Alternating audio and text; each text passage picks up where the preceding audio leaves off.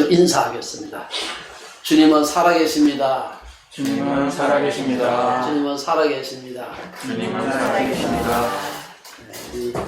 여러 가지 많은 참 불안하고 여러 가지 염려스러운 일들이 많이 생기는데 그런 가운데서 우리 주님께서 살아계신다 하는 것을 우리가 참 기억하고 또 되뇌이면서 우리의 삶을 사는 게 필요하지 않나, 또 그런 시기를 우리가 맞고 있지 않는 생각이 듭니다. 오늘은 우리가 출애굽기 말씀을 가지고서 모세의 기도에 대한 말씀을 함께 좀 나누어서 생각을 합니다. 여러분들이 프랑스의 생화학자이면서 또 요즘 말로 하면 미생물학이다. 그 당시 미생물학이라는 학문자의 생기라고 들립니다만은 파스테르라는 분이 있었어요. 이분 아마 이름을 많이 들어봤을 겁니다. 우리나라에도 그 파스테르라고 하는 이름을 따르는 우유도 있고, 이분이 파스테르라는 분이 저온 살균법이라는 걸 발견을 해가지고 사실 굉장히 큰 우리 식생활에 아주 기여를 했던 그런 분입니다. 그 외에도 이분이 광견병을 발견한다든지 여러 가지 굉장히 중요한 업적을 많이 했는데, 이분의 이름을 따가지고 지난주 코로나 발생의 진원지가 되었던 우한 코로나 발원지가 파스테르 연구소입니다. 그래서 그렇게 유명한 분인데, 이분이 당시에 독일이 통일되어 있지 않습니까? 19세기 사람인데, 독일이 여러 작은 나라들로 분열되어 있을 때 프로이센이라고 나라가 있었어요. 그 나라하고 프랑스가 전쟁을 했어요. 전쟁을 하는 중에 이 파스테르가 원체 세균 연구에 많은 업적을 쌓았기 때문에 프로이센의 왕이 파스테르한테 훈장을 수여를 했어요. 훈장을 수여했는데 그 훈장을 갖다가 이제 왔겠죠. 우편으로 왔는지 이편으로 왔는지 모르겠습니다만 그 훈장을 돌려보내면서 했던 유명한 말이 있습니다. 그게 뭔가 하면은 과학에는 국경이 없지만 과학자에게는 조국이 있다 하는 그런, 한국의 그 유명한 조국 말고 조국 유명한 얘기를 했어요. 저는 그 말을 다시 한번 생각해 보면서 우리 신앙이라고 하는 것이 사실 우리가 국경이 없죠. 그러나 우리 모든 신앙인들에게는 자기를 낳아주고 길러주었던 우리 조국이 있는 게 아닌가 그런 생각을 해보면서, 특별히 우리 6월이 여러분들이 5월을 가정의 달이다 그렇게 하면 6월을 호국 보훈의 달이라 그렇게 얘기를 합니다. 아시는 대로 6월 6일은 우리나라에서는 메모리얼 데이 현충일이고, 6.25 6월 25일은 6.25 전쟁이 발발했던, 우리나라에서 참 우리 역사가, 한국 역사가 있는 동안에 잊을 수 없는 그런 큰 사건이 일어났던 그런 달이기도 합니다. 그래서 오늘은 우리가 우리의 민족, 나라를 생각하면서 지금의 우리 조국, 우리 교회에 사실 또 우리 멜카리오 형제님이나 우리 킴블리 같이 또 우리 한국에서 태어나왔던 그런 분들도 있습니다만은 자기 민족을 한번 좀 생각해 볼 필요가 있겠다. 자기 나라, 자기 민족이 있기까지 수고했던, 그리고 희생했던 그런 사람들을 한번 생각을 해봤으면 좋겠다는 생각이 들면서, 그 중에서 오늘 이스라엘을 자기 생명보다 더 사랑했던 그 모세의 기도를 우리가 좀 돌아보면서 그리스도인들이 어떻게 우리나라 혹은 우리 민족을 사랑하며 생각해야 되는가, 이 문제를 좀 생각해 봤으면 좋겠습니다. 오늘 이 본문의 사건, 저희가 몇 절만 읽었습니다만은 출애굽기 32장 이 얘기는 1절부터 시작해서 쭉 내려오는 얘기의 끝부분인데요. 여기 보면 이 사건은 이스라엘 백성들이 출애굽한 지 오래되지 않았을 때 일어난 일입니다. 출애굽기 19장에 보면은 이 일이 일어난 때가 언젠가 하면은 19장 1절에 보면 이스라엘 자손이 애굽 땅을 떠난 지 3개월이 되던 해 그들이 시내 광야에 이르니라 하고, 그 시내 광야에 이르러가지고 거기서 쭉 일어났던 일의 그 끝부분을 지금 오늘 본문에서 우리가 읽었습니다. 사실은 그 애굽을 떠난 지 한 3개월밖에 안 됐다. 그러니까 아직도 애굽에 대한 그 냄새가 풀풀 나고 있던 그런 때였습니다.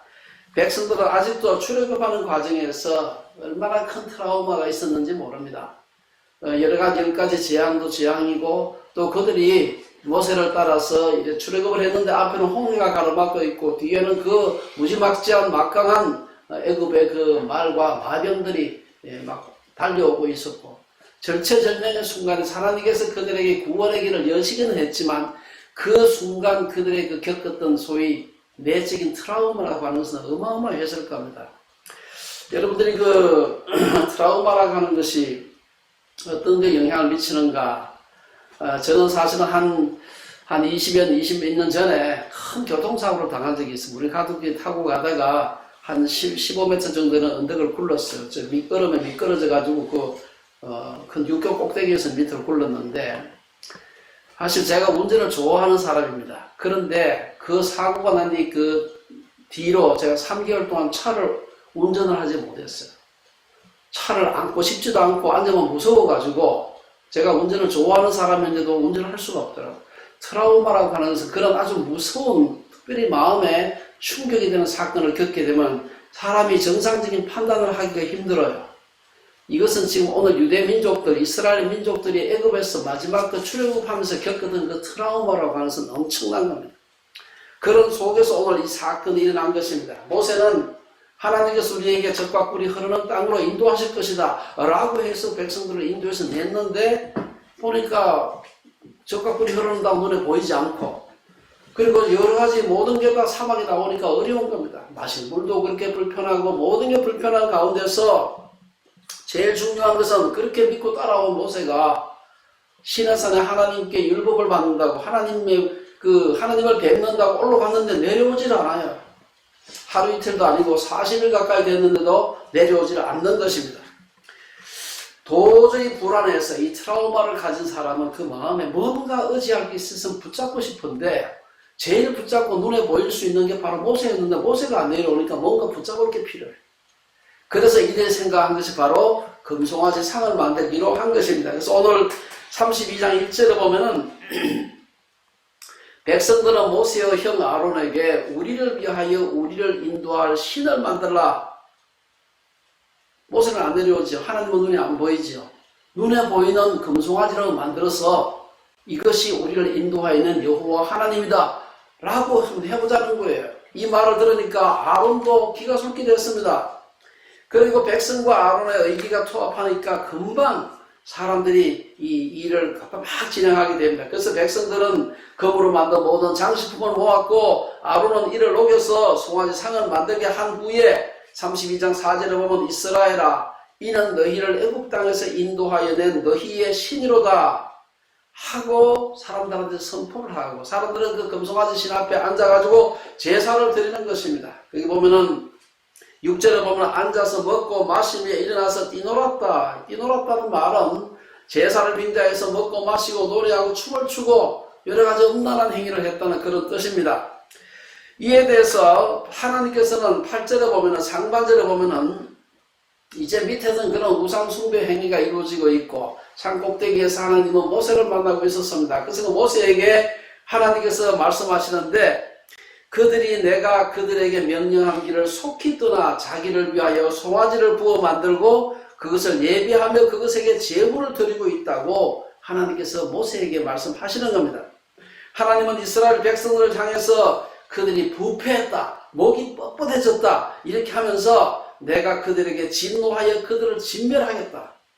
모세가 산 위에 있을 때 하나님께서 산 밑에 사정을 아시고 산 위에 올 모세에게 그 말씀을 하신 것입니다. 그래가지고 실제로 이제 그런가 싶어서 시내산에서 이제 모세가 내려오게 되죠. 내려오면은 시내산이 높은 데 있으니까 밑에서 낮은 데 백성들이 저 밑에 산들이 막 지나치고 있는데, 위에서 보니까 백성들이 죄를 짓는데 너무나 큰 죄를 짓는 겁니다. 사실은 그래서 너무나 화가 나고 분노해가지고 모세가 하나님 앞에 들었을 때는 그렇게 심각한 줄 몰랐는데, 실제로 자기가 먼 데서 내리다 보니까 백성들은 모세가 내린 줄 몰랐겠죠. 보니까 백성들이 막 우상을 섬기고 막 음란한 일을 하고 뭐 형편이 없어. 그래서 모세가 너무나 화가 났습니다. 19절에 보면은 크게 노하여 손에서 그 판들, 하나님으로부터 받은 10계명 돌판을 산 아래로 던져 깨뜨렸다. 그렇게 했습니다. 근데 그렇게 하고도 화가 풀리질 않으니 이거 너무나 큰 죄를 지었다. 그래가지고 내려와가지고 송아지를 가져다가 20절에 보면 만든 송아지를 가져다가 불살라 부수어 가루를 만들어 물에 뿌려 이스라엘 자손에게 마시게 했다. 다른 데 성경에 보면요, 모세가 이 지면의 모든 사람보다 온유함이 승했다, 온유했다. 여기 보면 정말 지독한 사람이라는 생각이 들어요. 얼마나 화가 났으면은 금송아지를 갖다 불에 태워가지고 재를 가지고서 물에 뿌려가서 물을 마시게 했어요. 그렇게 하고도 이건 도저히 안 되겠다. 그래가지고 이스라엘 백성들한테 그랬습니다. 26절에 보면 누구든지 여호와의 편에 있는 자는 내게로 나오라.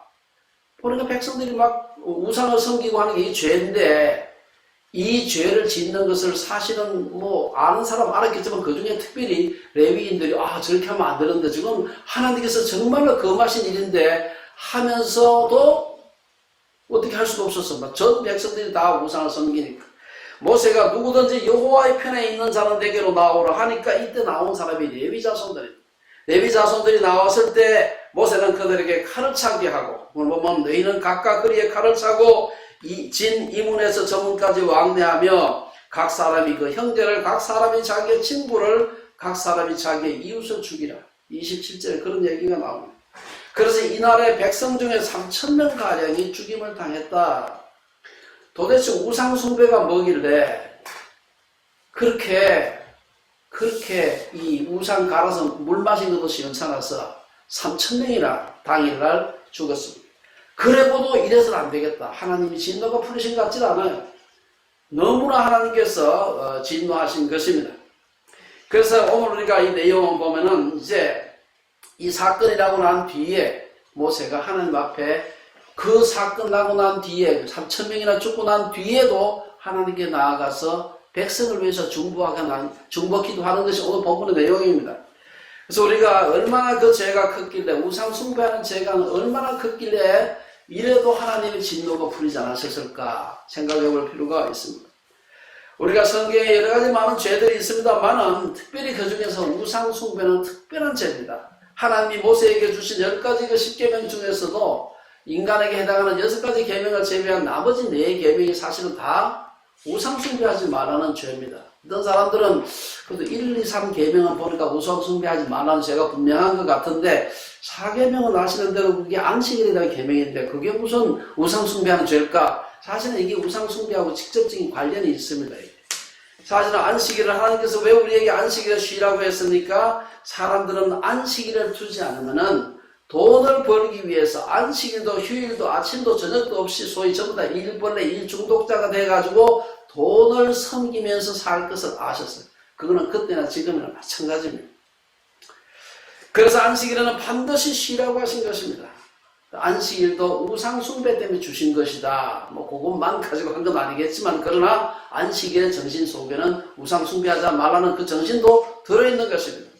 근데 하나님께서 그러면 도대체 우상이 뭐길래 그렇게 하나님께서 우상을 싫어하실까? 첫째 생각해 볼 수 있는 것은 우상은 거짓된 신이기 때문입니다. 우상 숭배는 사람들이 하나님이 만드신 피조물의 일부를 신으로 섬기는 것입니다. 피조물인데 신으로 섬기는 것이죠. 여기서 우리가 거짓된 신이기 때문에 사람들에게 복을 줄 수도 또 주지도 않는데 사람들이 복을 구하는 것입니다. 그래서 하박국 선지자는 하박국 2장 18절에서 새긴 우상은 그 새겨 만든 자에게 무엇이 유익하겠느냐. 부어 만든 우상은 거짓 스승이라. 만든 자가 이 말하지 못하는 우상을 의지하니 무엇이 유익하겠느냐. 사도 바울 역시 우상의 그 재물을 먹는 일에 관해서 말하면서 우리가 우상은 세상에 아무것도 아니며 또한 하나님은 한 분밖에 없는 줄 아노라. 고린도전서 8장에서 우상의 재물 먹는 일과 관련해서 얘기하시면서 우상은 아무것도 아니다. 아무것도 아니다. 이렇게 얘기를 합니다. 예레미야 선지자도 사람마다 어리석고 무식하고다 하도다.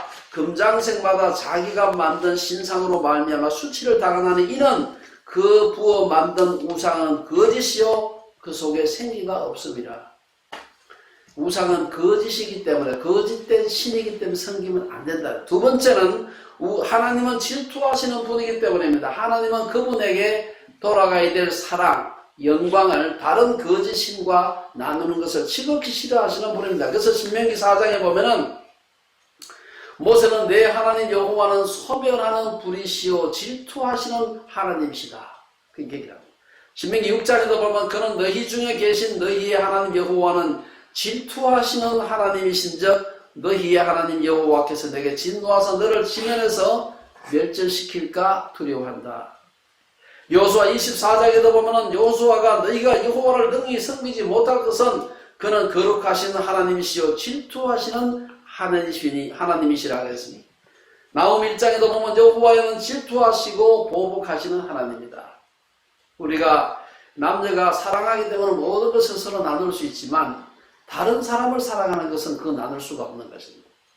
하나님이 질투를 한다는 것은 무엇일까요? 하나님이 질투하신다는 말은 인간의 죄악된 그 성품 질투와는 다르고 인간에 대한 사랑으로 인해서 자기가 만든 인간이 거짓 신을 섬기는 것을 참지 않으신다는 말입니다. 세 번째, 왜 하나님께서 이 우상 숭배를 그렇게 심각하게 다루실까? 우상 숭배는 이기심에 기초하기 때문입니다.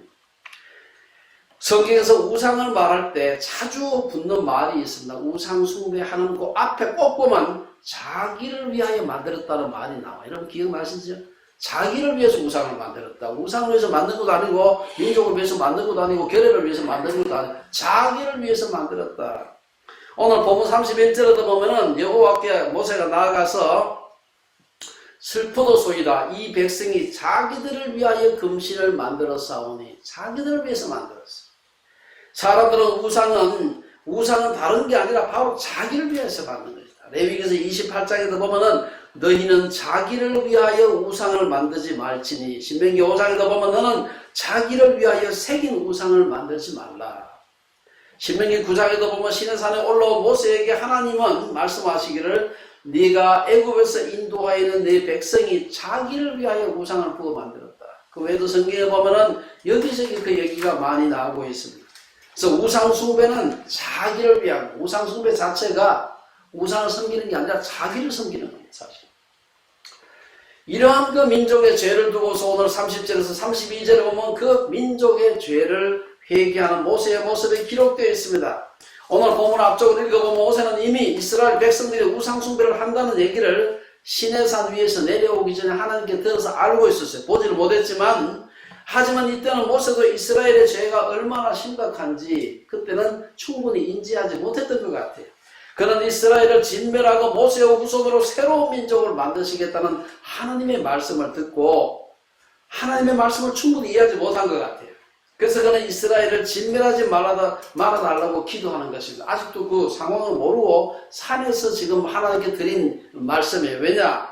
하나님 이 백성을 진멸하면 안 됩니다. 왜 진멸하면 안 되느냐면 첫째는 하나님이 우리를 애굽에서 어떻게 끌어냈습니까? 온 백성들이 이스라엘 백성들, 애굽 백성들, 주변의 모든 민족들이 하나님이 그의 백성을 바로의 손에서 건져냈다. 이렇게 했는데 여기 와서 이 백성을 다 죽이게 되면 아니 자기 백성을 뭐 인도한다더만 데리고 와서 죽이려고 데리고 나왔나? 이런 하나님의 이름이 다른 민족들 사이에서 욕을 먹지 않겠습니까? 여기 보면은 32장 12절에 보면은 모세는 어찌하여 애굽 사람들이 이르기를 여호와가 자기의 백성을 산에서 죽이고 지면에서 진멸하려는 악한 의도로 인도해 내었다고 말하게 하시려 하나이까.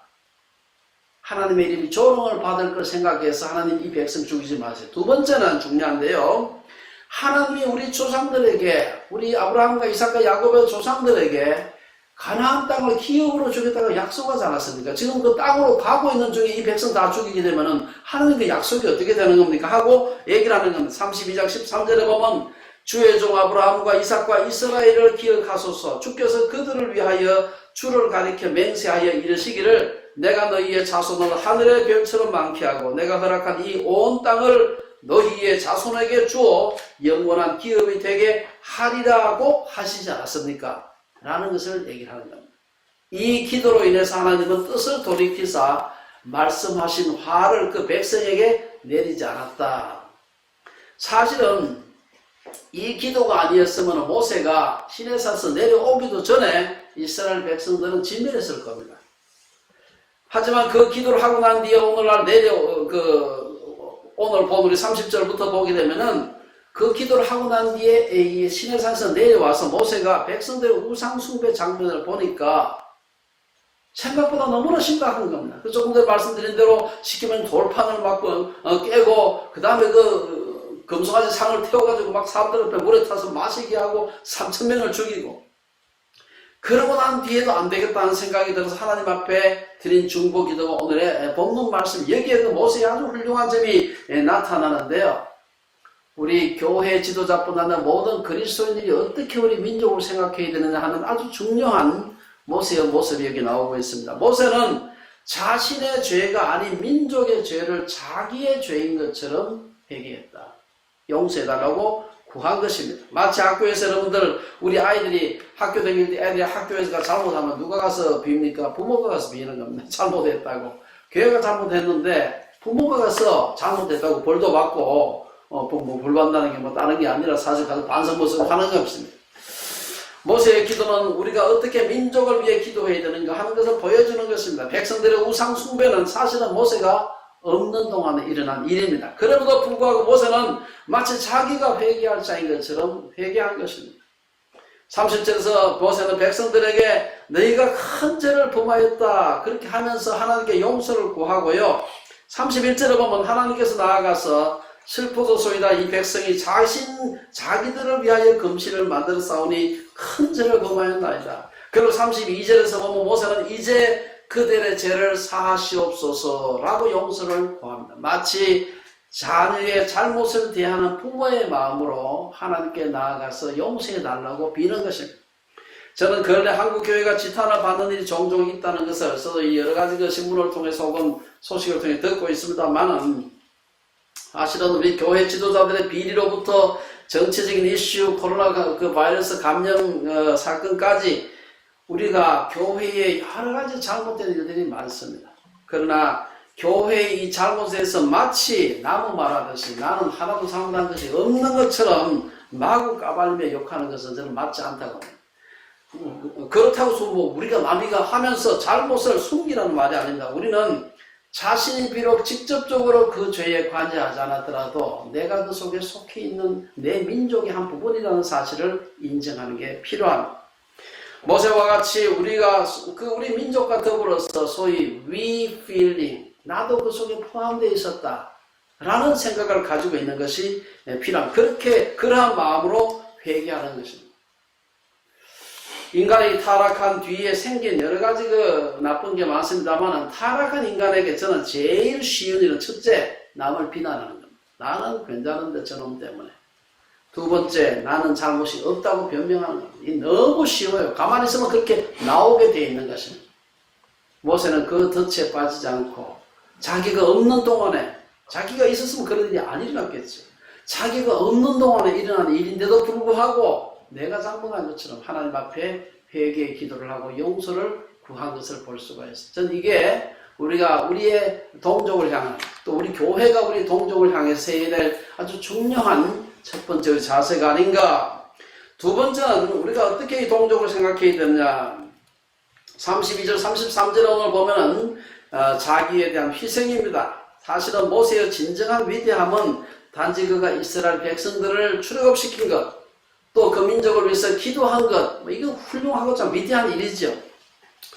모세는 만일 하나님께서 이스라엘 백성들을 용서하시지 않고 진멸하신다면은 차라리 주께서 기록하신 책에서 내 이름도 지워버려달라. 이 기도가 얼마나 피눈물 나는 그런 기도인지 우리가 그냥 글자로 되어 있어서 다 알 수가 없습니다만은 놀라운 기도입니다.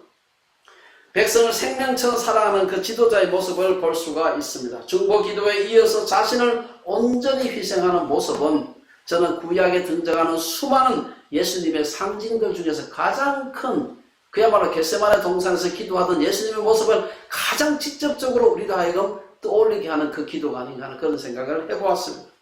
하나님은 우상 숭배하는 이스라엘 백성들에게 진노하셨습니다. 말이 좀 이상하긴 하지만 오늘 본문은 하나님이 이스라엘 백성들에게 절망하셨어요. 저 도저히 있을 수 있는 민족이 아니구나. 내가 옛날에 약속은 했지만 이 쓸만한 민족이 아니구나. 내 민족이 될 수가 없겠다. 이미 수백 년 전에 하나님은 아브라함과 이삭과 야곱을 통해 이스라엘 백성들을 자기의 백성으로 삼으시겠다고 언약을 맺었음에도 불구하고 하나님은 끝없이 반역하고 우상 숭배하는 이스라엘 백성들에게 절망하신 것입니다. 그래서 하나님은 32장 10절에 보면 모세에게 대안을 말씀하시는데, 그런즉 내가 하는 대로 두라. 내가 하는 대로 뭡니까? 싹 진멸해버리겠다. 내가 그들에게 진노하여 그들을 진멸하고 너를 큰 나라가 되게 하리라.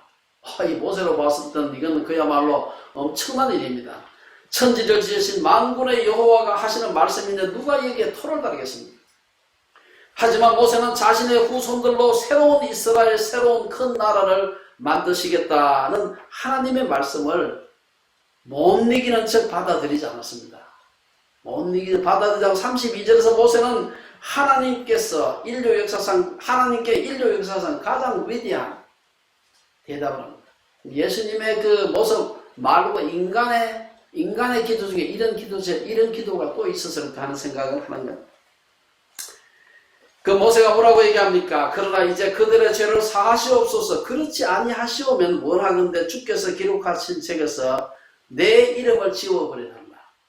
이것은 자기의 몸을 십자가에서 찢으시면서 우리를 구원하신 예수님의 모습을 가장 잘 보여주는, 상징적으로 보여주는 구약의 사건입니다. 성경의 위인들을 가리켜서 하나님이 칭찬하시는 말씀이 몇 군데 있습니다. 여러분 보면은 아브라함을 가리켜서 그가 하나님을 믿어서 그 믿음을 그에게 의로 여겼다. 다윗을 향해서 내가 그 이새의 아들 다윗을 만나니까 내 마음을 딱 들었다. 이게 얼마나 큰 칭찬이에요. 그런데 모세를 향해서 민수기 12장 3절에 보면 이 사람 모세는 온유함이 지면의 모든 사람보다 더하더라. 끝없이 반역하는 백성들을 참고 또 참고 인도하는 그 모세의 모습에 더해서 그 민족이 멸망할 것이면은 나도 죽겠다. 자기 민족의 목숨과 자기의 목숨을 동일시하는 위대한 한 지도자의 모습을 볼 수가 있습니다. 여기서 보면 이 모세의 자기 희생의 모습에 대한 하나님의 적절한 칭찬이 바로 민수기 12장 3절의 칭찬이 아닌가 그런 생각을 해봅니다. 오늘 이 본문의 말씀은 이스라엘의 우상 숭배로 인해서 진노하시는 하나님의 모습과 이에 대해서 백성들을 용서해달라고 중보기도하는 모세의 모습을 기록하고 있습니다. 이 모세의 모습은 구약의 많은 믿음의 선조들 중에서 예수 그리스도의 모습을 가장 잘 상징적으로 드러내는 일이라고 할 수 있습니다. 예수님은 마가복음 10장 45절에서 인자가 온 것은 섬김을 받으려 함이 아니라 도리어 섬기려 하고 자기 목숨을 많은 사람의 대속물로 주려 함이니라. 오늘 이 모세의 그 기도를 보게 되면은 내 자식들, 내 자손으로 새로운 큰 민족 만드시겠다. 어떻게 보면 참 대박을 날 수 있는 그런 하나님의 약속이지. 왜? 그 하나님이 누굽니까? 면장이 아니에요. 무슨 한 나라 대통령이 아니라 우주를 만드신 하나님께서 내 후손으로 새 민족 만들겠다 하는데 하나님께서 no, 그럴 수 없습니다. 이 백성을 다 죽일 것 같으면 나도 죽여라. 내가 존재하는 자체가 의미가 없다는 것이죠. 얼마나 위대한 기도를 했는지 모릅니다.